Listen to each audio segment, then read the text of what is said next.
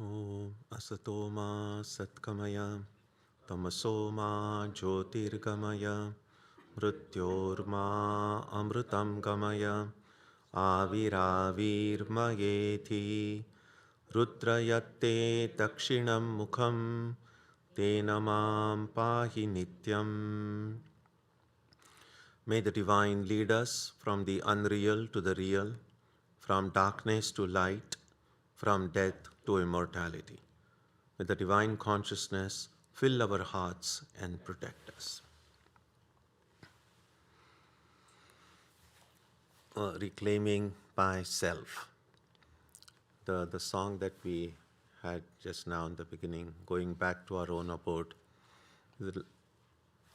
is somewhat related to the subject. In fact, quite a lot.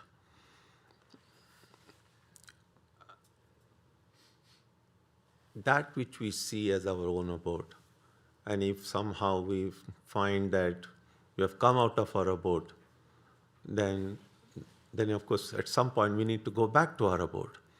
What if we find when we go back to the abode, somebody else is already occupying it? And then we begin to wonder, like, is that my abode, or does it begin with, or was it somebody else's? So that's kind of in a nutshell our situation. So we are the Atman, the spiritual self, which is birthless and deathless, immortal and free. And that's our abode. Something happened, we find we are outside now. And we say, okay, first of all, sometimes we are outside the abode and don't even know we are outside. We have gone and occupied some other abode and feel that that's my abode now. But then sometimes suddenly the memory might come, oh, this was not really my true home. Then we go back to what we thought is our original abode and find somebody else is already occupying it. And that somebody else is the ego. So the Atman now has left the abode, trying to go back and find that the ego is refusing to vacate. So what do we do? And that's in a nutshell the idea about reclaiming oneself. And there is a little bit of a nuance here, because when we think about claiming something, wanting something, it is something that we have lost, something that we owned, something that we possessed, but now we have lost it. And we see that happening in life all the time. It's about claiming money, land, power, many things that we felt that ours was in one way or the other were taken away from us, and we go and lay claim to it. That can happen at the individual level, it can happen at the national level, and lots of wars and conflicts we see around the world today are partly because claiming that something was ours and was kind of taken away from us. So since we claim something that we possessed, we normally don't think about claiming our own self, because we know that nobody can take me away from me. They can take what I own. So this is something I own, somebody can take it away. But how can I be taken away from myself? And that is the kind of situation we are in, that my own self, which is seemingly and impossibly, I have lost touch with my own self. But then when we begin to think about it, it's probably not as impossible as it may sound, because we know that we almost every day or every night, I would say probably, because that's when we go to sleep, we do lose touch with ourselves. At night, that is what sleep is. What is sleep? Other than losing touch with whatever identity we have now, when we go to sleep, that identity for some time is suppressed. And that's why until we fall asleep, we know exactly who we are. We know exactly where we are. We know that I'm in my bed and this is who I am. But then sleep takes over I no longer know I'm lying in my bed. I no longer know who I am. And that's the how dreams become possible. Because I cannot be lying in my bed and at the same time be in Australia at the same time. The only way I can be in Australia in my dream is when I forget that I am lying in my bed. And so we do lose ourselves in sleep. We lose it sometimes in short or long term loss of memory. People lose sometimes due to just ignorance. Because sleep is nothing but a kind of a temporary amnesia, I feel like, a temporary ignorance about forgetting our who we are.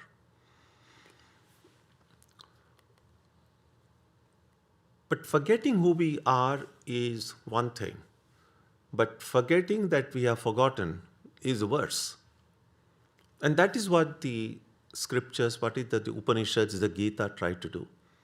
They are not immediately bringing back memory to us, because we know we study these books over and over and over again, and yet we haven't become enlightened yet, at least most of us, I think.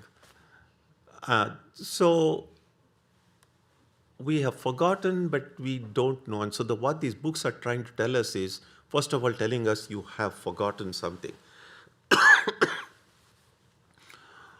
So that's what we will look at it a little bit now this morning. What does this act of losing myself involve? My present I, my present self,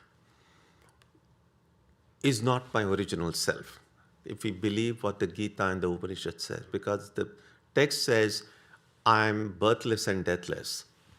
If we take that to heart, then forget about your birthdays, because we were never born. But on the other side, we will never die too.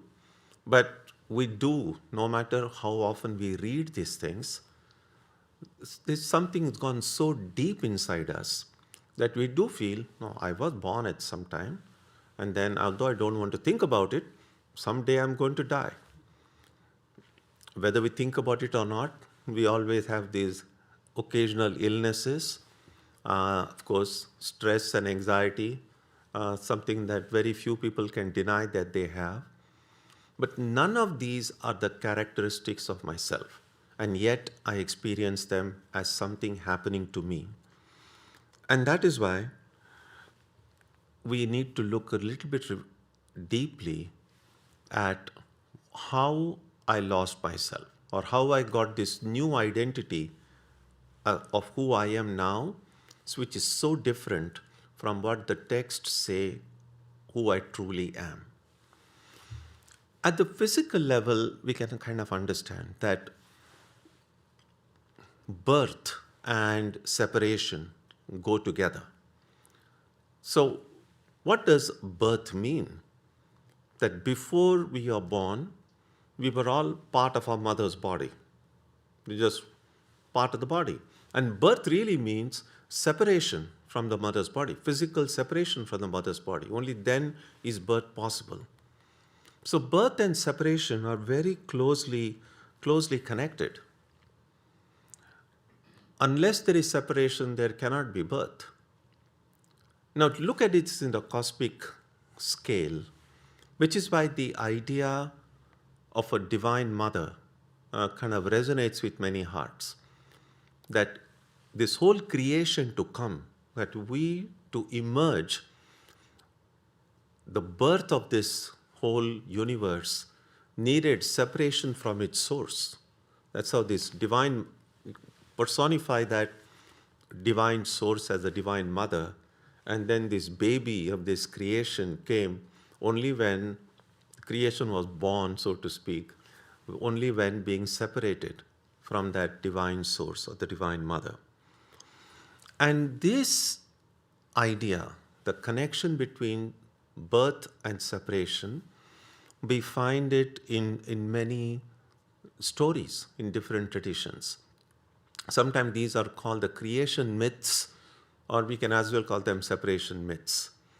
One of the most well-known among these is clearly the story of Adam and Eve, that God created this first pair of human beings, Adam and Eve, And then there are lots of stories about who was created first. First was Adam or Eve, and both the versions are available. But let's say Adam and Eve were created, and then we know now that, well, they were given the Garden of Eden in paradise, and everything was perfect. The life was absolutely perfect then. This whole thing was given for their enjoyment, and so far everything seems perfect. Until there always has to be something to spoil the picture a little bit. So God then told them, all this is for you, except that one tree. Don't eat the fruit of that tree. I mean, we can still keep on asking, if you don't, why did you even create it? Just don't create that tree, the forbidden tree. But, well, it was there. These Adam and Eve were told forbidden from eating that. And from our own experience, we know human nature is such, if you forbid them to do something, that is the very first thing they would want to do.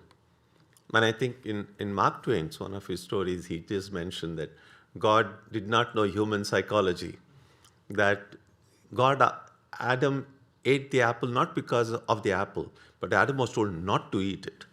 If God had told him not to eat the serpent, he would have eaten the serpent. Anyway, so as soon as that act of disobedience occurred, of course, the result was they were cast out of the garden. That's how they took birth in this mortal world. And so their arrival, their birth in this mortal world became possible only by their separation from that garden, separation from God. And so these similar themes occur in other creation or separation myths in different parts of the world. Sometimes in many traditions in Africa, they don't use the word God or the paradise. They sometimes say sky and earth, how human beings were cast out of that and they came onto this earth. Now, similar separation stories or creation myths occur in Vedanta texts as well. One of the well-known sources is called the Purusha Sukta.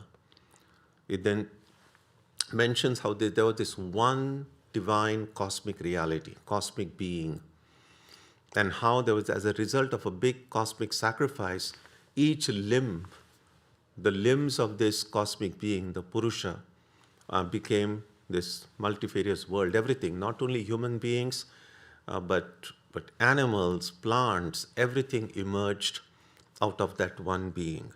There's another one, sukta in Vedas called Nasadiya Sukta, where this creation is traced back to desire, that somehow desire was at the origin when that oneness was shattered and this huge universe came from it.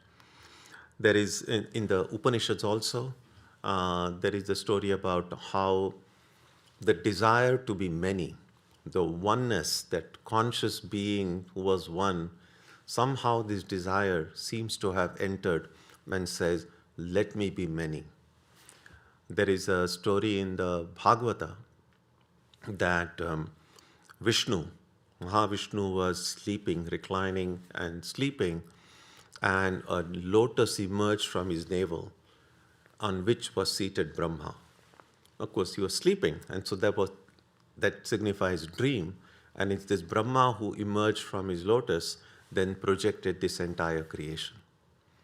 So if you kind of put together these stories, we have at least some way of trying to figure out how this universe or the world as we see it may have emerged. And one thing, as I've already mentioned, is just this phenomenon called sleep and dream. And that's what that story from the Bhagavata also refers to. So who is the creator of our dreams? Every one of us. We fall asleep, we forget who we are, we create the dream. And then when we wake up, the dream is withdrawn into ourselves, and once again we know who we are. So think about this one divine being who falls asleep. Vishnu, there are many stories about Vishnu falling asleep. So this great divine being falls asleep, forgets I am the divine being, and then this whole dream starts. And this is important, this is interesting. Next day when we are narrating the dream to somebody, and suppose not many of us even remember our dreams. Sometimes we have more than one dreams every night. And so usually, even if we remember the dream, it's usually the dream we got just before waking up. That's kind of, the earlier dreams are somehow just clean, deleted from our hard drive. So even if we remember some dream, and next day you just narrate it to your friend, last night I dreamt, and I went here and I did this and I did that. So when we tell somebody our dream and say, I did this or I did that, the question is, who is that I who did those things? Because really, in my dream, the world had been shut out from me. Everything in my dream is projected by my mind. So in a way, the whole dream structure, the whole dream world is myself. It's my mind that is taken all these forms. But instead of identifying with the entire dream and the entire dream world, I zero in on one person in that dream and just convince myself that's me. So whatever that me does, whatever that person I'm identified with the dream does, I begin to feel I'm doing it. Think about it, it's complicated. The real me is just asleep. The one who is asleep has projected this dream. And not even owning up to that whole dream, I'm just focusing one person in that dream and saying, that's me. And then that's how I narrate and say, I did this and I did that. Now, Vishnu or God, this infinite reality, has fallen asleep. And this dream of the world has started. Now in God's sleep is no longer God, because God has forgotten I am God. So the divine being now, who has forgotten I am divine, begins to see humanness there. So once the infinitude of God is forgotten, what remains is a finite being. What the immortality is forgotten, what is reduced is just a mortal being. So in that dream world of God, where God is no longer God, God just zeroes in on one person in that dream world and says, that's me. Now listen to this carefully. Every one of us, deep in our heart, we have a sense of me. We have an idea of this is me. Now, the mistake we make is thinking that this me is my me.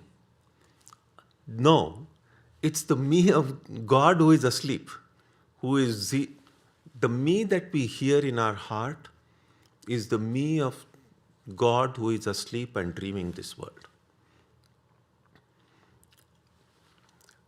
So that's the first separation that occurs. God forgetting that I am God. We, the self, the Atman, forgetting it's the self, and it now become just this, in this very finite mortal creature. And the way we become finite is that there are certain boundaries are set. So for an infinite entity, there are no boundaries. Because if there is a boundary, then it becomes limited. But when I'm now a finite creature, what sets my boundaries? At the physical level, the boundary is set by my body. So then, this body comes and covers this dream eye, and I feel I'm the one who is inside this body. Mind comes and provides another subtler layer. So now I'm a being encased inside the body and mind. I was infinite, birthless and deathless. I fell asleep. In the dream, I saw one person and said, that's me, that's the me we feel in our heart, and that me is now covered by the body and mind. So a lot of separation has occurred. I am separated from my own true self and now have become this mortal self. It doesn't end there, doesn't stop there.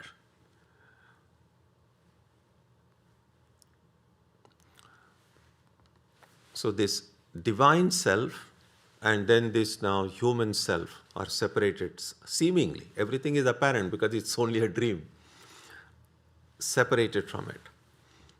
Then this body and mind which cover us, the body and mind are separated too. I mean, that's how all of these, the body and mind are connected with each other. They both are material. That's why anything happens to the body, the mind is affected. Anything that happens to the mind, the body is affected. Most of the illnesses we have are psychosomatic in nature.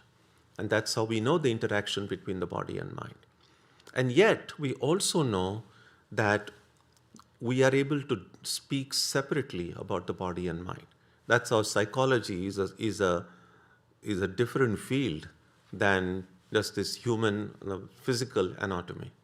They are connected, but we can study them separately because there is already a separation between body and mind has occurred. The more the body and mind get disconnected from each other, more becomes the forms of illnesses that sometimes we have. But the mind itself is not one whole monolithic entity. The mind itself has gotten further divided. So you can just see how many separations are occurring. The true self is separated from this ego. The body is separated from the mind. The mind then creates this kind of two compartments within. One which we refer to as the conscious mind, and then there is the unconscious. So forget about knowing what's happening in distant galaxies. We don't even know what's happening fully in our own minds.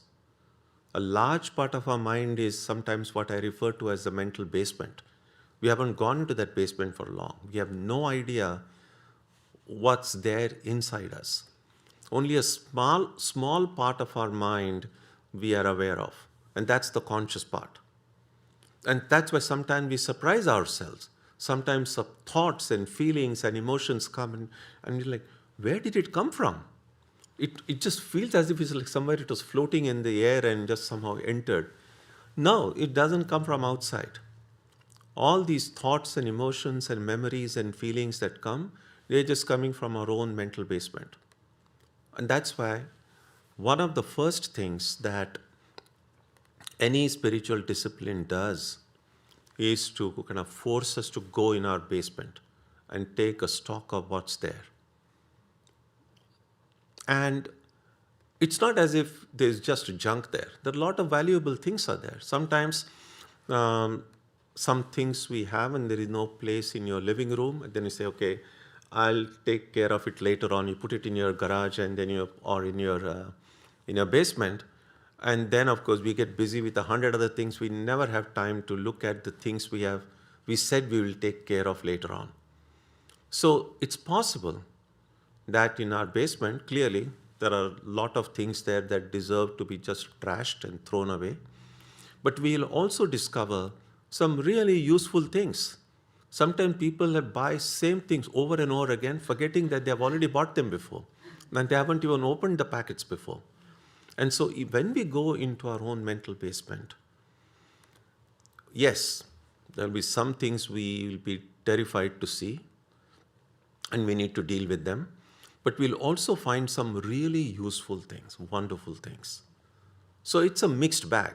There are some good, positive, healthy, strong mental impressions, which can be which we need, which are useful for us in life. But there'll be also things that not so good. And then we need to then have that courage to just throw them away. But unless we go to the basement, we wouldn't even know that they are there. And so that is one of the first things that we need to see, that the mind itself has gotten divided into the conscious mind and the unconscious mind.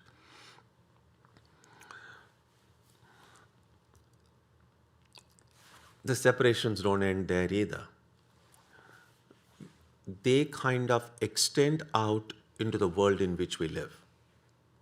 So one of the things we can figure this out or try to understand is in this way, that all of the creative work that we do, whether it's in manufacturing, whether it's hardware or software, or anything that we produce in this world, a lot of times the way the system is set up in most parts of the world, the worker who produces the things that they do, they don't own the things that they do. Sometimes a lot of these construction workers, they'll be building all these huge mansions, but that's not where they stay themselves. Maybe some of them, maybe too, they can't even afford.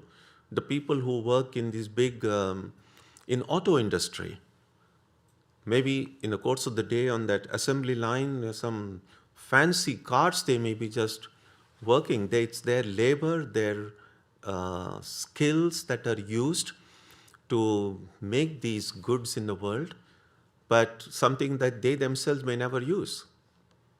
And so there is the separation that occurs from the person and that person's knowledge and skills. That's one kind of a separation further projected out into the external world. Our own knowledge and skill itself no longer belong to us. In some ways, the world has kind of become a marketplace in some ways, because even our time doesn't belong to us. When it's really, whether it's 40 hours or whatever number of hours we work to earn our livelihood in the course of a week, are really owned by the employer. So, but they are a part of my life. But I don't own that time, because now that has been now given to my employer, and in the return, the employer determines for your knowledge and skill and experience that you have, these 40 hours or whatever number of hours, this much I can pay you. Essentially, a price is being put on a time of my life, on the knowledge and skill and talents that I have. So in this marketplace of the world, we ourselves have become both. We have become consumers as well as the commodity. And that's another kind of a cause of self-alienation, that I'm being clearly, look at the number of separations. This is one entity, now I've become this mortal creature. Then there is this body and mind. The body and mind are not always in harmony with each other. The mind itself is divided into conscious and unconscious. There is this big tug of war going on between them. That's how all our inner conflicts and dilemmas are really between these two fragmented parts of the mind. And then my own sake, my own time, my own energy, my own skills are now don't belong to me anymore, because I myself have become a commodity in this world. It is all these kind of separations that are the cause of the existential sense of unfulfillment that we experience. And what makes it worse is that very few people are even aware that so much has happened. Most of it is under the radar.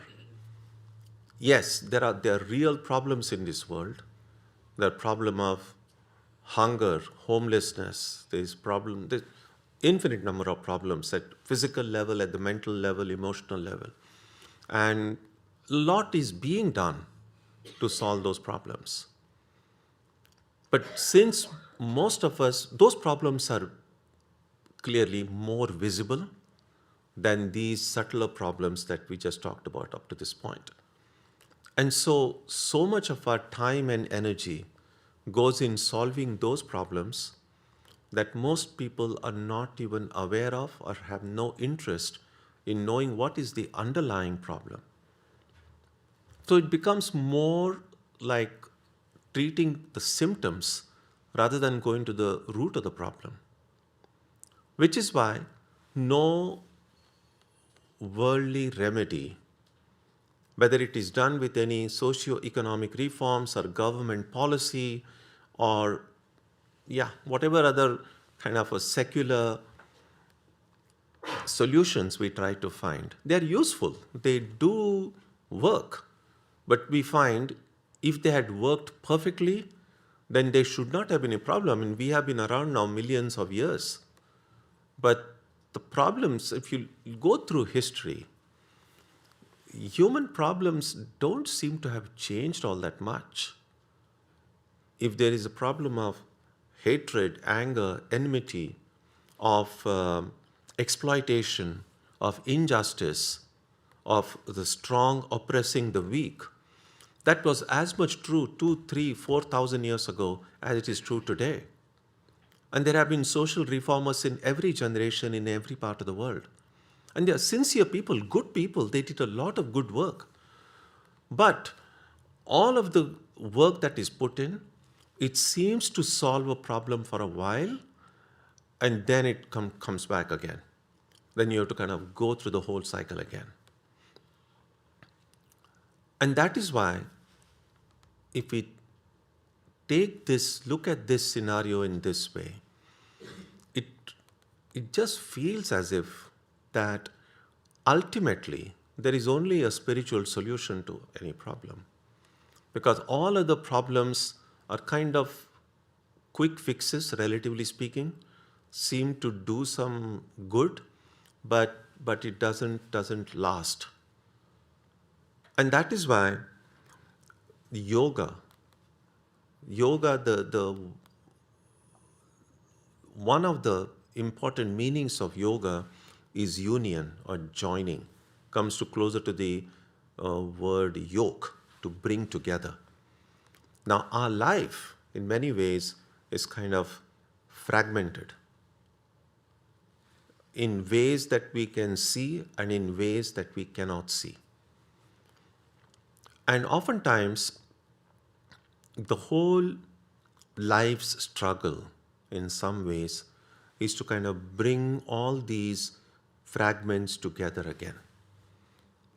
Oftentimes, it's like a jigsaw puzzle. There are all these pieces. And then just think about it this way, that you're working on a jigsaw puzzle. And you have worked very hard and very carefully tried to find the right place for each of the places. There are a few pieces we're still not able to fit together, but you have finished, say, 75% of the picture. And you're so happy that you're nearing the end. And then maybe your dog or a cat or somebody at home just comes and just separates it out.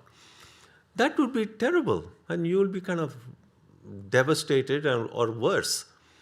But then what do? Well, if you have patience, say, well, I have to put it back together again. You start from scratch. To a lesser or greater degree, sometimes our life can feel that way. Because there are all these different pieces in our lives. And then pieces can take different forms. Sometimes the pieces could be in terms of my different interests in life, or the different social circles in which I move. All these different aspects of my life. As long as they remain different, there's always going to be tension, stress, worry about what do I do with these things? The ultimate goal of life is to kind of bring all these pieces together. All of these pieces, when they all fit into the right place, a beautiful picture emerges. So every fragment of our life has had some role to play. It's a part of a larger whole. We don't know what that resultant picture will be. But we know that when every piece fits into the picture, it's going to be a beautiful picture. And so our life struggle is to somehow, and then sometimes we find that as we are kind of putting all the pieces together, and it just feels as if everything is falling in place, and then something happens, and somehow these pieces come apart again. And then we have to, or maybe some pieces are taken away and some new pieces are put in. life is complicated, it's messy. And then again, if we give up, then there is no hope. But that's why perseverance is so important in spiritual life. That yes, I have these pieces, I'm going to start all over again and trying to put them together again. Now, the yoga, that's the primary function of yoga. That these different fragments of my life, yoga helps me put them together again. Now, some of the yogas that we often discuss here in the Vedanta Center, there is Karma Yoga. One of the primary things that Karma Yoga does, and Karma Yoga basically means doing all the work that we do in life, but doing it in a way that as a free will offering to the world. That yes, if I do work, I will be compensated in some way or the other. That's just the way life works. But I'm not thinking about what I'm going to get in return for what I do. So Karma Yoga simply means doing good, doing what is right, without expecting anything back. And as I've often said, just because I don't expect it doesn't mean I won't get it. The reality is, what I'm going to get, I'm going to get. What I'm not going to get, I'm not going to get. My expectation plays a zero role in all this. Expectation is the most, if one has to think about which is the most useless activity in the whole world, it is expectation. Because it achieves nothing. On the downside, it just takes away my time and energy because that's what I'm expecting. A wise person will say, I'm going to do what is right. I'm going to do what is good. I'm going to employ my knowledge, skill, talent in as best a way as I can. And what will come, what will not come, will not come. That spirit of Karma Yoga gives us that clarity. And when it brings that clarity to our mind, we are able to see these underlying separations that have occurred. These underlying separations, I can guarantee you, 99% of the people in the world are not even aware of it. And we might say, well, if they are not aware of it, how do I even know it happened? Now, in the beginning, you'll need a little bit of faith because we learn about this from these texts like the Gita, the Upanishads, and the scriptures of different traditions. So, if we just begin with a complete skepticism, oh, this is all nonsense, then of course there is nothing to be done. Then we can keep on doing what we have always been doing. But if we begin with at least acknowledging that this wisdom which has been around for several thousand years, something that has transformed the lives of millions before me, that this is what has solved the problem for many people of different generations all over the world, then my skepticism seems a little bit unfounded. At the very least, one can say, seeing that this has worked in the case of other people, at least I have some hope that this may work in my case as well. Then that kind of faith and that kind of hope will give me the motivation to even try to put this into practice. And so practicing Karma Yoga will give me that clarity to see these underlying separations that have occurred. Now, the path of knowledge, Jnana Yoga, what it does is it shows how the power of knowledge can remove the ignorance. Because we know, here knowledge, it's like this. When does our dream world disappear? Well, dreams end when we wake up. Now, what is sleep? I've forgotten who I was. I forgot where I was. What does waking up mean? I suddenly know who I am and I say, oh, I'm in my bed. So we know what we had forgotten, I know when I wake up. Sleep, dream was a result of ignorance. This whole dream, if it's a pleasant dream, go for it. Don't wake up soon. But we don't have control over what kind of dreams we have. So sometimes dreams can become nightmares. And then we say, but the earlier I wake up, the better it is. And waking up really is that knowledge of my true identity in that scenario, takes away this false identity I had in my dream. So that's how the path of knowledge can help me. Dhyana yoga can help me. What bhakti yoga does is the power of love. Now, love is a big subject. And to kind of mention it very briefly, it's a question sometime that we can ask ourselves, that what exactly is love? And because we feel love in the heart, it's so tempting to think of love as a kind of feeling. But feelings, we know, feelings come and go. Sometimes we feel strongly, sometimes we don't feel strongly, sometimes we don't feel anything at all. But the characteristic of love is its constancy, its stability. It's not as fragile as just feelings up and down, coming and going. And so although we feel love in the heart, we cannot reduce love only to a feeling. Nor can love be reduced only as a form of knowledge. Nor can we reduce love only to a kind of a power of the will. It's nothing, all of these factors are involved. People in love will do really gutsy acts. A tremendous willpower does get expressed in doing something for one's beloved. There is knowledge, there is feeling, all those things are there. But love itself cannot be reduced to any of this.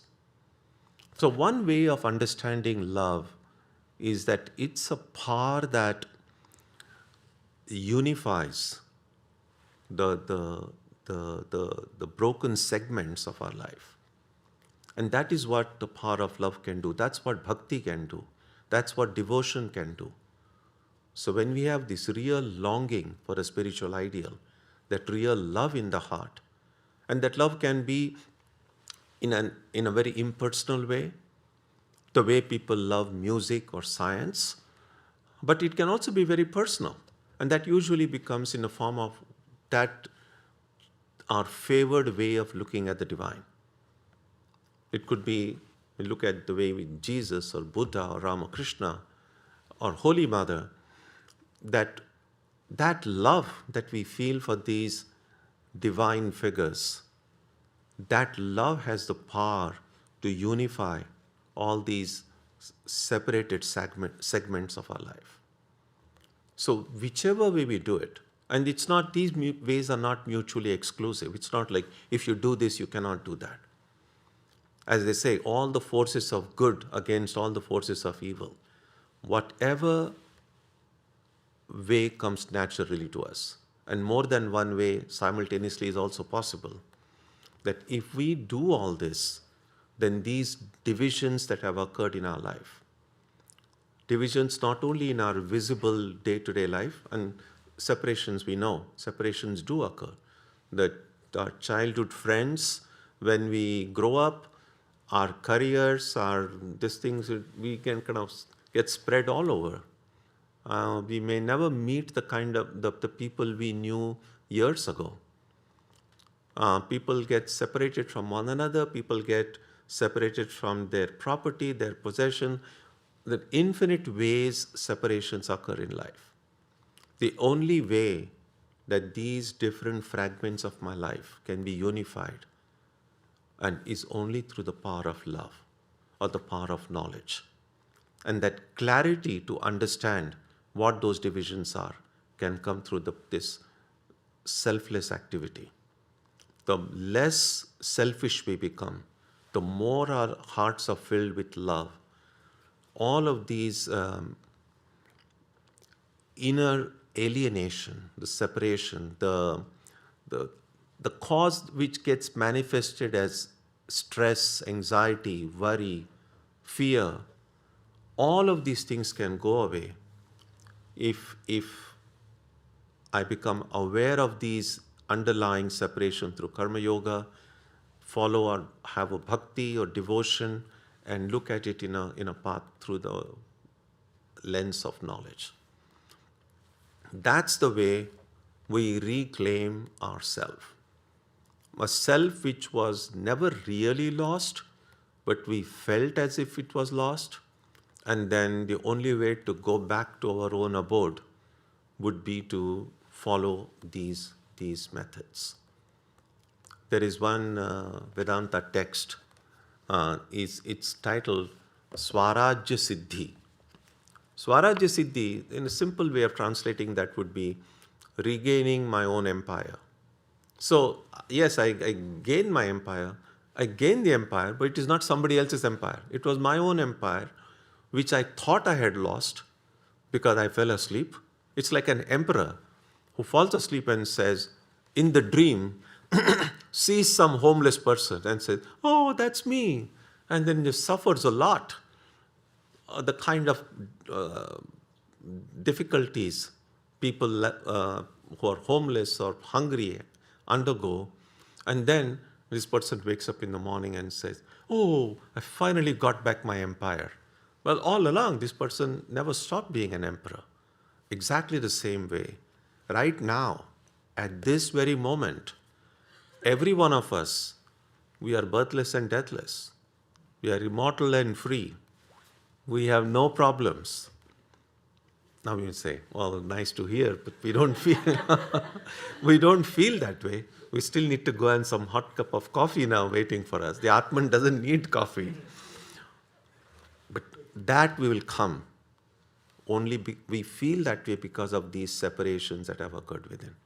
And I can reclaim myself when all of these pieces are brought together. Om Jananim Saradam Devim Ramakrishnam Jagadgurum Padapadme Tayo Shritva Pranamami Muhur Muhu.